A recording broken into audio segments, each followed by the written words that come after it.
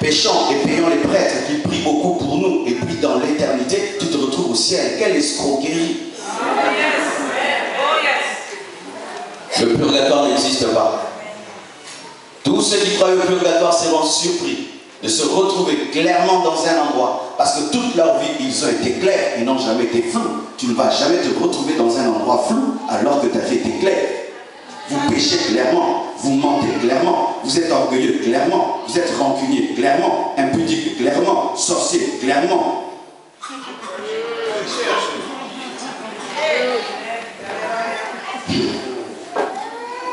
Et d'autres disent, il est mieux d'aller en enfer parce qu'au ciel c'est très ennuyeux. C'est pourquoi j'aime le culte d'aujourd'hui. Alors que j'étais en haut, je sentais comment on dansait, j'avais envie de descendre parce que vraiment c'est ça le ciel. Mais souvent nous donne l'impression que le ciel c'était un endroit très ennuyeux. Et il y a un vieillard appelé l'Éternel qui n'aime pas trop de bruit, qui souffre de stress de toutes les requêtes du monde. Et c'est et les anges marchent sur leur pointe de peur de réveiller Dieu. Un vieillard, tout est ennuyant. Non, le ciel c'est la fête des fêtes. Le ciel c'est la fête des fêtes. Le ciel c'est la fête des fêtes. Il n'y a pas une fête qui dépasse le ciel. Le ciel c'est la fête des fêtes. Nous serons servis par des anges. Une nourriture préparée par les anges. Une salle qui est plus que climatisée. Nous allons marcher sur l'or, sur le diamant. Et tu vas me dire qu'il faut aller en enfer au lieu d'aller au ciel. Alléluia. Et ils me disent que c'est mieux d'aller en enfer parce que là il y a des concerts de Michael Jackson. Voici les concerts qui en enfer. Je brûle, je brûle, je brûle, je brûle. La chanson de l'enfer c'est je brûle, je brûle, je brûle, je brûle. Au feu, au feu, au feu, au feu, au feu, au feu, au feu, au feu. Mais au ciel c'est saint, saint, saint et l'éternel. Saint, saint, saint et l'éternel. Saint, saint, saint et l'éternel. Saint, saint, saint et l'éternel. Oui, il y a des gens qui ne veulent pas aller au ciel parce qu'on leur a dit que le ciel ennuie. As-tu déjà participé à une fête organisée dans ce monde, mais tu n'as pas envie de rentrer à la maison? Qui déjà? À moi. Tu sens que tu rentres à la maison, tu n'arrives plus à manger, c'est que tu ne supportes plus ta maison. Et je voudrais vous dire que le ciel, c'est plus que cette fête-là. Et ce n'est pas un jour, ce n'est pas 2 jours, ce n'est pas 3 jours, ce n'est pas 4 jours, ce n'est pas 100 jours, ce n'est pas 1000 jours, ni 10 000, ni 1 milliard, c'est l'éternité. Il n'y a pas de jour, il n'y a pas de nuit, il n'y a pas de matin, il n'y a pas de soir. C'est ce que Dieu te réserve. Alléluia. Amen. Quand je me suis converti et que Dieu m'avait tellement enseigné ces choses, j'ai commencé à désirer la mort. Et un jour, alors qu'il y avait une petite guerre dans mon pays, et j'ai refusé de quitter la fenêtre, je voulais qu'une balle perdue m'altère pour que j'aille au ciel. Et on disait, Marcelo, quitte la fenêtre. J'ai dit, oui, Seigneur, une balle perdue. Parce que si je me tue, je me suicide, les suicidaires ne vont pas au ciel. Mais si une balle perdue m'atteint, je veux voir Jésus-Christ. Mais aujourd'hui, les chrétiens ont peur de mourir. Ils meurent en criant. Un chrétien.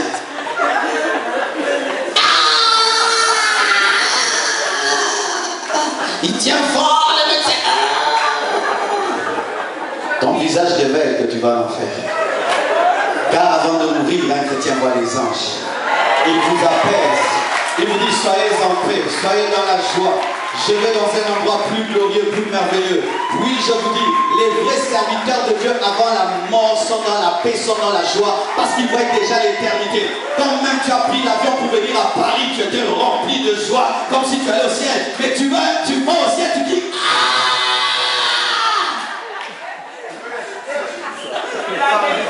certains cadavres, il faut même les fermer les yeux et la bouche. Un chrétien, il meurt, il faut lui fermer la bouche et les yeux. Tu ne craignais pas Dieu. Tu ne vivais pas dans la présence de Dieu.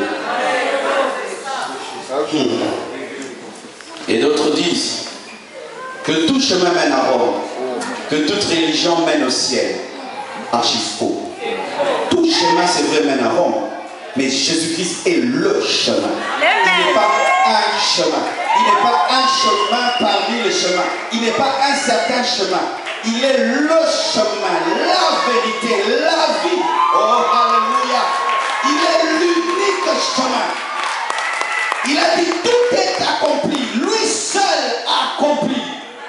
C'est ainsi que lorsque tu pries Marie, tu iras en enfer. Oui. Vous qui priez Marie, vous irez en enfer. J'aime le dire et je vous regarde droit dans les yeux. Marie n'a pas un ciel où t'amener. C'est une sœur en Christ comme toi. Elle est comme le pasteur Marcelo. Dieu l'a utilisé pour nous donner le Fils. Mais si elle refusait, le Fils viendrait par quelqu'un d'autre. Elle n'était pas l'unique vierge d'Israël. Dieu pouvait passer par quelqu'un d'autre. Vous tous qui priez les idoles, vous n'irez pas au ciel.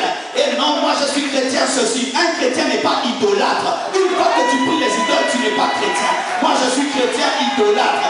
Un chrétien idolâtre n'est pas chrétien. Les musulmans iront au ciel, ils sont trop nombreux. Non, ce n'est pas parce que le mensonge a beaucoup d'adeptes que le mensonge est devenu la vérité.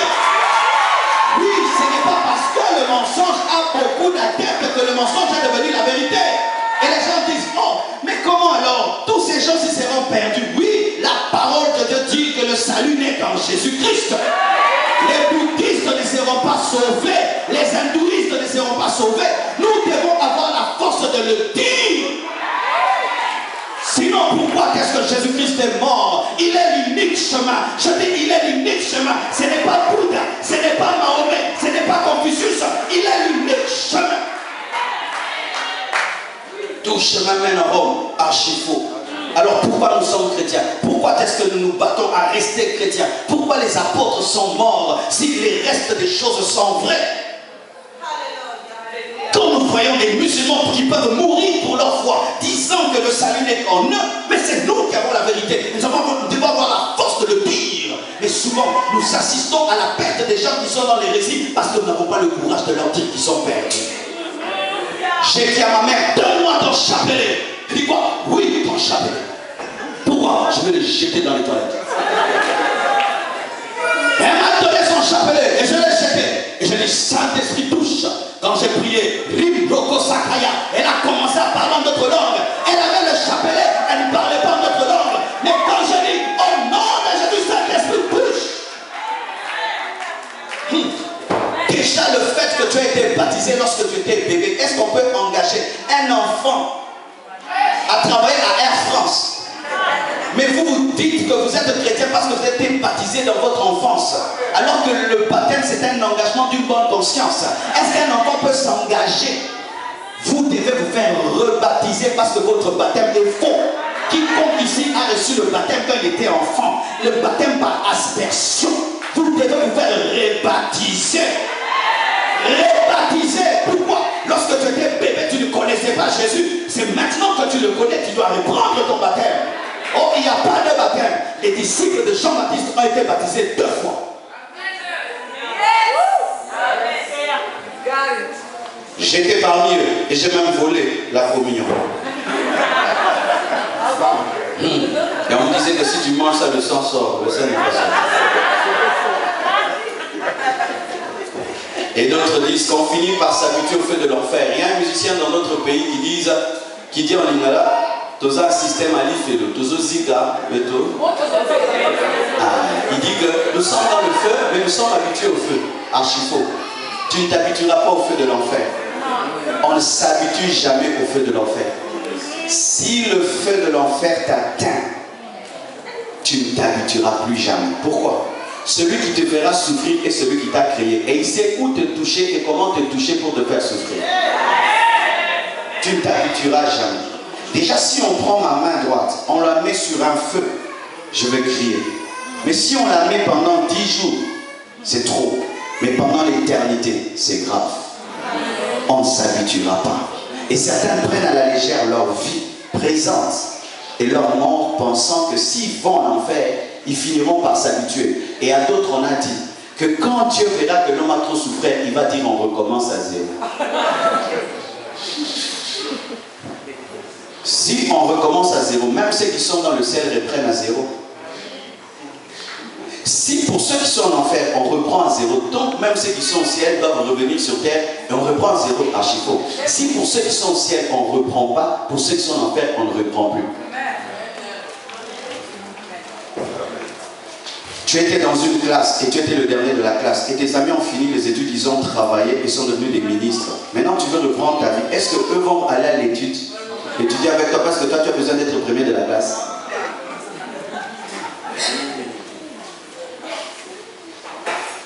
Et d'autres disent, la mort ne vient que des sorciers. Si quelqu'un meurt, on l'a bouffé. Et on cherche dans la famille celui qui a le visage le plus bizarre, celui qui est le plus âgé, celui qui ne pleure pas dans le deuil. On commence à le soupçonner. Non, la mort vient d'abord de Dieu. Car un sorcier ne peut me tuer sans la permission de Dieu. Car les cheveux de ta tête sont comptés. Mais souvent nous pensons que la mort vient du diable et nous ne craignons pas Dieu. Non, le premier qui peut te tuer c'est Dieu. Je répète, le premier qui peut te tuer c'est Dieu. La mort d'Ananias et Saphira est venue de qui? De Dieu. De Dieu. D'abord c'est Dieu qui permet la mort. Ce n'est pas le diable ni les sorciers, c'est Dieu. C'est Dieu. Et d'autres disent, tout se paye ici-bas. Je le disais aussi pendant un certain temps, jusqu'à ce que je comprenne que ma doctrine était fausse. Tout ne se paye pas ici-bas. Je donne un exemple. Certains dictateurs ont créé des guerres, ils ont maltraité des nations entières pendant des années, et puis ils meurent sans jamais tomber malades, rassasiés de jours, et tout va bien. Et jamais on a vu dans leur vie que Dieu les a jugés. Pensez-vous que Dieu ne l'a pas fait? Il a réservé de le juger dans l'éternité. Tout ne se paye pas ici-bas. C'est pourquoi, bien aimé, lorsque vous vivez dans le péché et vous ne vivez pas des conséquences physiques, ne pensez pas que Dieu ne va pas le faire. Il a réservé tout ça pour l'éternité. Oui, parce que certains, ils vivent dans l'impudicité, mais son business avance. Il vit dans le péché, son business avance. Il vit dans le péché, tout va bien pour lui. Il dit, mais Dieu, lui, ne me frappe pas. Non, il a vraiment réservé le grand jugement pour plus tard. Ce n'est pas parce que rien t'arrive que rien ne va t'arriver. Ce n'est pas parce que rien t'arrive que rien ne va t'arriver. Le problème des hommes, c'est qu'ils pensent que tout se fait sur cette terre. J'ai vu des hommes méchants vivre très très bien jusqu'à la fin de leur vie. Ils n'ont manqué de rien. Ils ont vécu dans le luxe, dans le faste. Et j'ai vu des enfants de Dieu qui craignent Dieu vivre dans la souffrance. Alors si tout se paye ici-bas, certains chrétiens qui sont morts pauvres vont dire que Dieu ne m'a jamais récompensé. Parce qu'il y a aussi des chrétiens qui mourront pauvres. Ah, je vais vous dire la vérité. Je vais vous dire la vérité. Même les apôtres n'ont pas laissé des humains. Les apôtres n'avaient pas de liens, n'avaient pas de malédiction, ils n'ont pas laissé des humains. Donc tu peux servir Dieu toute ta vie, mais tu ne vois pas de récompense sur la terre. Mais il te réserve tout dans l'éternité. Sinon, vous n'irez jamais servir Dieu très très loin là où il y a des pauvres, parce que vous attendez des récompenses seulement à Paris. Ah oui, bien aimé. C'est pourquoi la grandeur d'un homme n'est pas dans ce qu'il a, mais dans ce qu'il sera dans l'éternité. Ce qui fait que l'homme riche paraissait être grand, mais l'homme grand c'était Lazare qui mangeait avec des chiens. Je suis riche donc Dieu m'a béni, pas toujours. J'ai des beaux vêtements donc je crains Dieu, c'est pas toujours vrai. J'ai une grande maison, Dieu est avec moi, c'est pas toujours vrai. C'est pas toujours vrai. La grandeur de ta maison n'est pas la grandeur de ta sanctification. La grandeur de ta voiture n'est pas la grandeur de ta sanctification. Tu es des fois un voleur que Dieu protège. Tu voles, jusque là tu n'es pas en prison. Un voleur protégé, mais gardé pour le feu.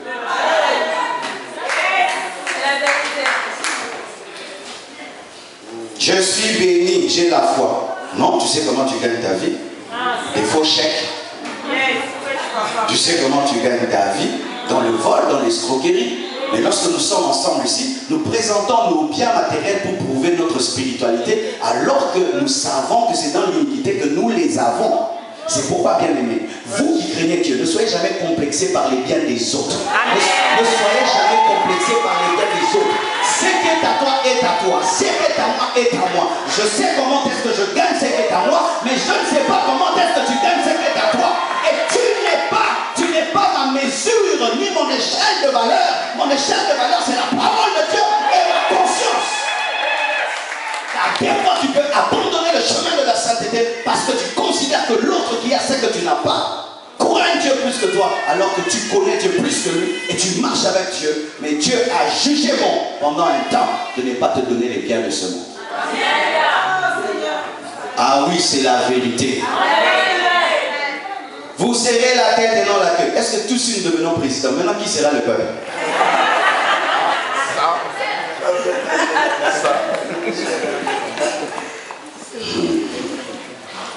Vous allez voir la parole, on dit aux riches et puis on dit aux pauvres. Aux riches, dites-leur, et aux pauvres, dites-leur. Dieu a réservé que certains seront très riches, d'autres n'auront que le minimum. Ah, vous ne croyez pas à ça?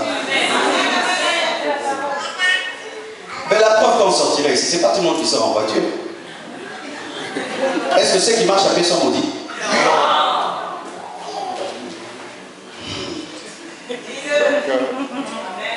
Alléluia. Une autre chose. On nous dit qu'il faut toujours parler de la vie à l'église et jamais de la mort, ni des choses qui dérangent. Mais j'aimerais vous dire que si une église dérange Dieu, Dieu doit la déranger. Aujourd'hui, pendant que je prêche, si tu es très mal à l'aise, ça prouve que tu es vraiment un vrai pécheur. Ah oui, si ma prédication ne te plaît pas, tu as des problèmes avec Dieu. Que voulez-tu que je te dise? Ah oui? Lorsque j'étais à l'école, les premiers de la classe nous énervaient. Ils demandaient tout le temps des interrogations, tout le temps des examens. Pourquoi? Parce qu'il était tout le temps prêt, qu'il voulait tout le temps des interros. Et nous qui étudions que quand il faut une interro, on ne l'aimait pas trop. Et de la même manière, les chrétiens charnels ne supportent pas les chrétiens spirituels. Ils sont comme Balaam. Balaam frappait la naisse parce que la naisse avait des visions. Et Balaam a commencé à frapper la naisse parce que la naisse voyait ce que lui ne voyait pas. Et à l'église, les chrétiens charnels sont là afin de conditionner les prédications et les hommes de Dieu, afin qu'on ne dise jamais les choses qui les dérangent. J'aimerais dire aux adultères, si vous ne vous répandez pas, vous irez en enfer. J'aimerais dire à tous les imputiques qui sont ici, oui, qui ont couché samedi dans des boîtes et qui sont venus ici, bien aimé, ne priez pas, répands-toi d'abord. Dieu va te faire de tes offrandes et de tes dîmes.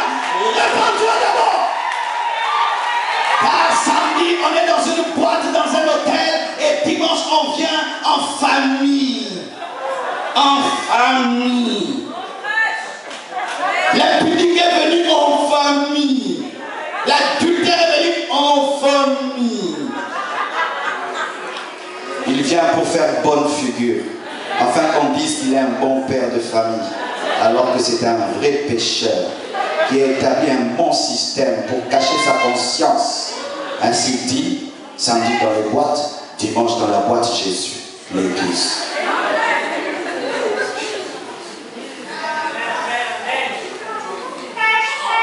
Alléluia. Bien-aimés frères et sœurs, ce n'est pas tout le monde qui va au ciel. Certains ici, vous allez mourir et vous irez au ciel.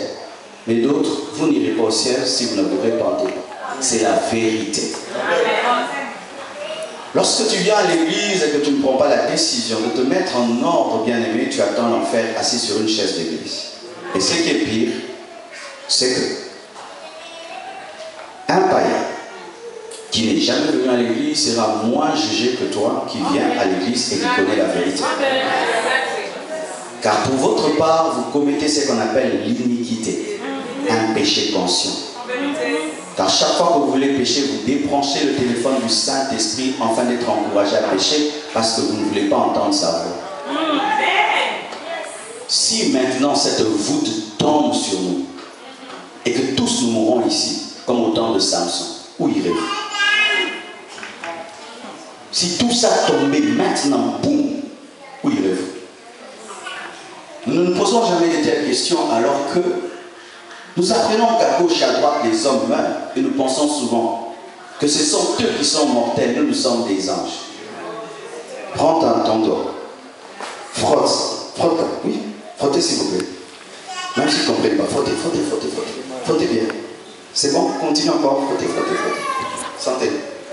Ça sent bon. Ça pue. Pourquoi? Tu es mortel. Si seulement le feu de frotter un tout petit peu peut faire que tu puisses pourrir, et si on te met 2 jours dans la terre, tu es terre, tu es poussière.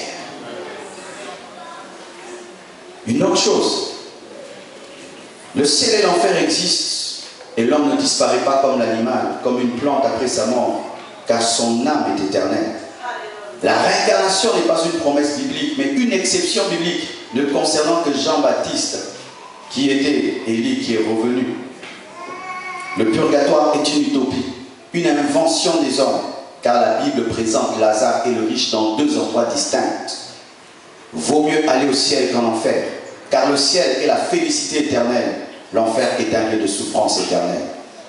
Tout chemin ne mène pas à Rome, car seul Jésus-Christ est le chemin qui mène au ciel, au bonheur après la mort, car il est le chemin, la vérité et la vie.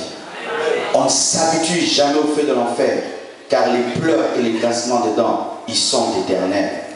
La mort ne vient pas seulement des sorciers, mais elle vient aussi de Dieu, car il est écrit, Dieu a préparé le jour de la mort autant que celui de la naissance. C'est Dieu qui a dit, tu es poussière, tu retourneras à la poussière.